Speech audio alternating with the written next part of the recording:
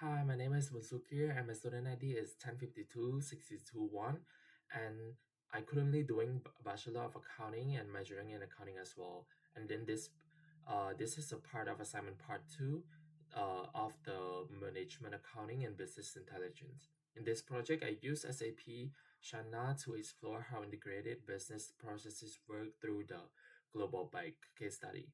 My focus is on global bike product costing, where I work with the Rolex touring bike to understand how materials, routing, and cost estimation are managed in SAP. Throughout this presentation, I'll explain the background of the global bike, demonstrate the 10 main steps of the costing process, and discuss the challenge tasks I completed to modify and recalculate the product cost. Thank you, and let's begin. So now I'm gonna present about the Global Bike story, from passion to global innovation. Global Bike Incorporated, or JBI, is a bicycle company built on passion, innovation, and global collaboration. It all began with two people from opposite sides of the world who share one goal: to build better, faster, and stronger bikes. There are two founders. The first founder was John Davis from the United States, was a professional mountain biker who was frustrated with low quality bikes. And the second one was Peter Schwarz from Germany. He was an engineer and touring racer who developed a lightweight carbon fiber frame for his races. And next one is the merger. In 2001, they merged their two companies, Frankenstein Bikes from the US and Heidelberg Composites from Germany, to form Global Bike Incorporated. Their goal was to combine American racing performance with German engineering precision, create a global brand trusted by professionals and enthusiasts alike. So what they do? Global Bike designs and produce high-quality touring and off-road bicycles. Their products like the Lux and professional models are known for their quality, durability, and innovation. Every bike reflects the company mission to develop performance, safety, and comfort to riders around the world. The global operations and SAP. Today, Global Bike operates two main plants, one in Dallas, USA, and another one in Heidelberg, Germany. To manage its worldwide operations, GBI uses SAP Sahana, which allows real-time integration between production, sales, and finance. The digital system ensures that every part of business, from materials to costing, work together efficiently and transparently. Overall, Global Bike stories show how innovation, teamwork, and technology can turn a simple idea into a global success. That's all for the Global Bike story. Okay, so now is the 10 step of the SAP and also the challenge part that I did. So the purpose of this task is to understand how product costing works in SAP. This includes how the bill of materials and routing define what goes into the products and how it is produced, and how that affects cost calculation. We also learn how the cost estimate in mark and release, so it becomes the standard cost used in inventory valuations. This is the list of content of today, which is all the 10 step and the challenge task. So the first step is to create finished good. In step 1, I copied the existing deluxe touring bike material to create a new finished good for the white version. Copying allows us to reuse master data instead of creating everything manually. The new product is named the XTR4621 Deluxe Touring Bike White. The step 2 is create frame material. In step 2, I create a new raw material for the white frame by copying the original black frame. This material will replace the old frame and the bill of materials. Having different materials allow the system to calculate cost differences based on components. For next step is step 3, which is the extend material for calculation.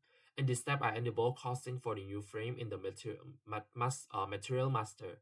By checking with quantity structure, SAP can include this material in the product cost estimate. This ensures accurate cost roll-up in costing process. And after I change and everything, it will show material DXT or 461 change. And now moving on to step 4, which is the create bill of materials. Here I copied the a bill of material from the original touring bike and replace the old frame with the white frame. The bill of material represents all components required to build one unit of the product. Updating the bill of material ensure the product structure and cost reflect the new configurations. And now moving on to the next step, which is the create routing. In this step, I copied the routing for the bike. The routing defines the sequence of operations required to assemble the products. The operations remain the same for wide variants, so copying the routing is efficient. And after everything, it will show routing was saved with group and materials, the XTR4621. So the moving on to this next step, which is the step 6, create cost estimate. I created cost estimate for the new product using costing variant PPC1, and the costing version is 1, costing lot size is 1 as well. And the system roll up the cost of all components and operations. The calculated total cost for one unit was 226.09 USD. After I save it, it showed the cost estimate is being saved. And now move on to the step 7, which is the mark cost. In step 7, I mark the cost estimate. Marking means the system stores the cost as a future plain standard price. It does not become the active cost yet. Okay, so the next step is step 8, check mark cost. Here, the mark cost is visible in the material master and the other prices. This shows the cost estimate is prepared for release at the start of the next period. Yep. The step 9 is the release cost. In this step, I release the cost. Releasing activates the standard cost and allow SAP to use it for financial valuation and inventory accounting in the next month. Finally, the last step, which is the step 10, confirms standard price. I verified that the standard cost was successfully stored. The product now has a valid costing structure ready for monitoring and accounting. Now, welcome to the challenge task. The first one is modified bill of materials. For the challenge, spare components has to be added due to customer complaints about tire durability. I added 2 spare touring tires and 2 spare touring tube to the bill of materials. I put the 2 quantity to both of them. These items are not used in assembly but are included in the shipment. Then I did the recalculated the cost. After updating the bill of material, I recalculated the product cost. The new total cost increased to 962.09.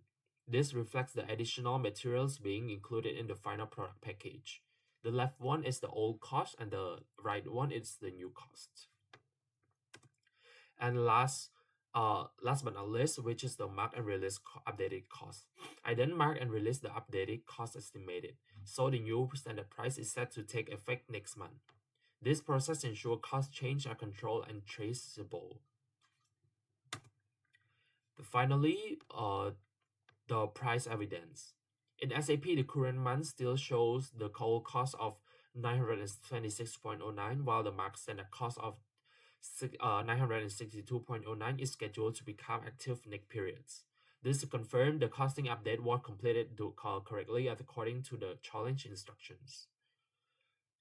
And that's all for the 10 steps and challenge tasks. Okay, now let's wrap up the presentation with the reflections. Through assignment 1 and 2, I gained a clearer understanding of how data and business processes can be integrated to support informed decision making. In assignment 1, I focused on developing a process improvement workflow using Excel VBA and Power BI. This helped me understanding how automation and visual analytics can reduce manual work, improve accuracy, and make performance insight easier to interpret.